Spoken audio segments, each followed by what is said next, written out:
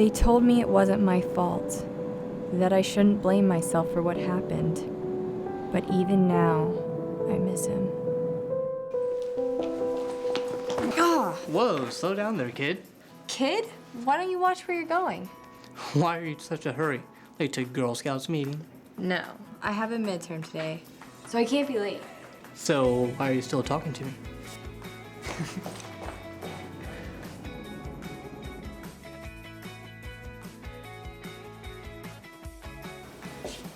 What are you doing here? Well, I thought since I made you late, I'd make it up to you. Oh yeah? How are you gonna do that? How about I take you over to my place to hang with me and my roomies? Why would I want to do that? Well, I'm making pasta, and I happen to be excellent at it. Fine.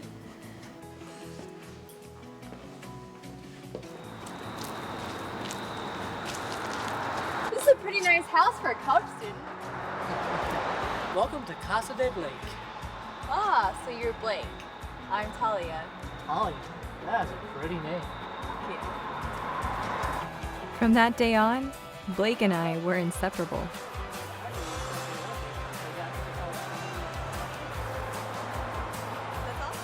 Before Blake, I didn't think I was anything special, but he made me feel like the most beautiful person in the world. We talked about everything: school, our parents, friends. Everything seemed like it was perfect as long as we had each other. It wasn't until school got out a few months later that Blake started to change. But by that time, I was completely in love with him. What's wrong, babe? Nothing. You're acting weird. I mean, you know you can talk to me about anything. Can I? You've been totally ignoring me lately. Ignoring you? We've been hanging out almost every single day.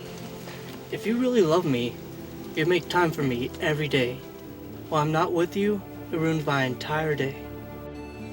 Blake, you know I've been studying for my tests like every day. Don't be such a baby. Don't ever talk to me like that again.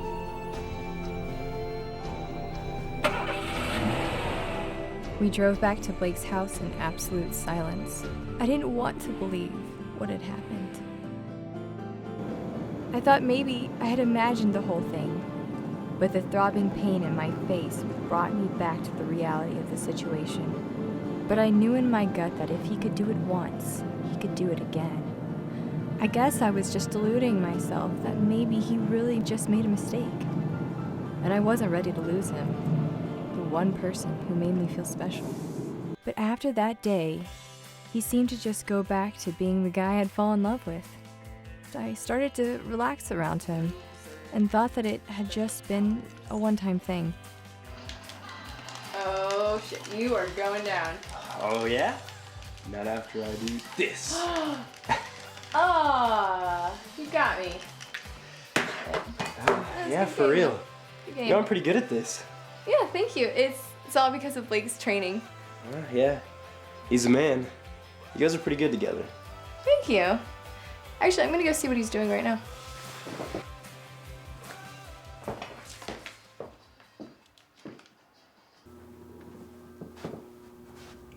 Blake? Are you okay? I heard you. I heard you and Drew talking about me. Yeah, we were just talking about... Almost a year had gone by since I had first met Blake. The beatings had become more frequent and sporadic, but he got smarter about where he hit me. He avoided my face, instead opted for less visible parts of my body to escape the questions that had started to come from my friends and family about the bruises. He was very careful too, only to hit me when we were in private. Even his roommates had no idea what was going on. I also got smarter and tried my best to avoid making him angry. But more often than not, it didn't matter what I did. He would hit me anyway. I knew I should tell someone, but the sad truth of it was, I still loved him. Oh, shit, you scared the crap out of me. Chill out, Talia. So, anyway, school's almost over, so I say we go get a froyo or something and catch up. Well, Actually, Blake's waiting on me, so, maybe another time, Emily. Blake gets you all the time. When he can spare you for an hour or so. Well, thanks for the invite, but, we actually already have plans. Plans for what? Loafing on his couch? Please, my car is right out front. I'll get you back to your precious boyfriend in no time. Emily, I can't. Seriously? Time for an intervention. I'll call Blake. Tell him myself. I'm sure he won't mind. Emily, no, you're just gonna make things worse. Well, then you better hang out with me. Come on, I won't take no for an answer. Okay, fine, but let me just text him and let him know I'm gonna be late. Cool. Text him in the car. Let's go. So I've been listening to this band, and they're just so flippin' awesome. Their new song is like totally killer, and their leader's badass chick, and their new song I keep playing it like over and over and over again. Wait a second, Emily. I think we should go because it's been over an hour and Blake hasn't responded to any of my text messages. Can you just like chill out? Take it back in a minute. Let me finish my frozen yogurt. I need to go back right now. Talia, can you just enjoy this gorgeous afternoon? You spent all that time cooped up in that house. The fresh air will do you good. If you won't take me, I'm just gonna walk by myself. Really? You're gonna walk? You're all right. I'll take you back in a minute. You can stop the dramatics. I'll drive you back.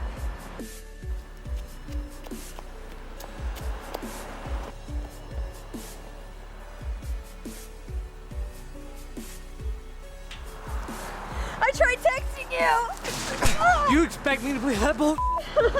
I know you were some guy. You were such a I was with Emily! I was waiting for you. And where were you? Screwing some other guy?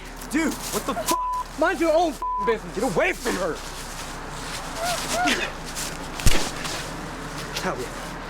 Talia. I already called the cops, you sick f***. Talia, come on, it's okay. It's not gonna hurt you, come on.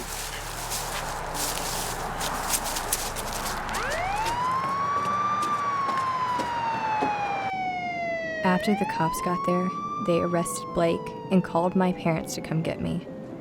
My parents were so upset. My mother was sobbing. My father held his face in his hands.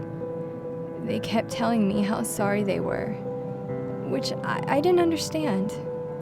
They told me it wasn't my fault, that I shouldn't blame myself for what had happened. They told me that the best thing for everyone was to move far away from that monster. But even now, I miss him.